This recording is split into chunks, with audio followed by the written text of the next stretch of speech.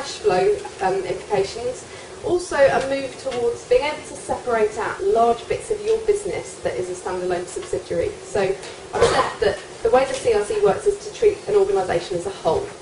What governments understood from consultation responses is that actually for some businesses they've got some really big subsidiaries that actually would constitute CRC organisations in their own right. And if you've got one of those, you can opt to actually allow that significant group undertaking, that part of your business, that subsidiary that would have been able to participate in the CRC in its own right, that can now operate on its own rather than having to be aggregated up with the main parent company. And that's down to the fact that some people are finding it quite difficult to be able to get the sort of the internal communication in place to be able to operate as one single entity where those bits of the business are really quite big. Something else that's changed a bit is I mentioned that when government ranks who comes around the league table, one of the things they take into account is how much you've done in advance of the scheme starting, how much early action you've undertaken.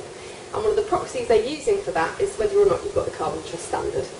What government's now said is the carbon trust standard still counts, that's still a good way to get points. If you can also find another eligible scheme or another equivalent scheme to the carbon trust standard, that would also count. So I haven't been able to think yet of what an equivalent scheme is, but obviously if anyone's got any ideas here today, we'd be happy to discuss whether they might be equivalent. From a renewables point of view, I mentioned right at the start, didn't I, that the name change almost recognises the fact that this isn't meant to be the key incentive for renewables. So as a result, when you report how much energy you've used from renewables, if that energy claims a ROC or is under a feed-in tariff, you'd have to claim it as being standard brown energy, and so it wouldn't be demonstrated as a reduction in your carbon footprint. But what government has said is that they will now publish alongside the league table the amount of renewable energy that organisations use, so that you've got somewhere at least of enhancing your reputation by saying to organisations in the outside world, well, we use this much electricity, we do buy this much on a renewable tariff or from some kind of renewable generation. The public sector definitions have changed a bit, and now it'll be the Freedom of Information Act definitions that are used, and if anybody's got questions on those, we can try and answer them in the Q&A. I think the last thing we get asked about a lot is, well, when are we going to hear from government? When's the next mail-out coming?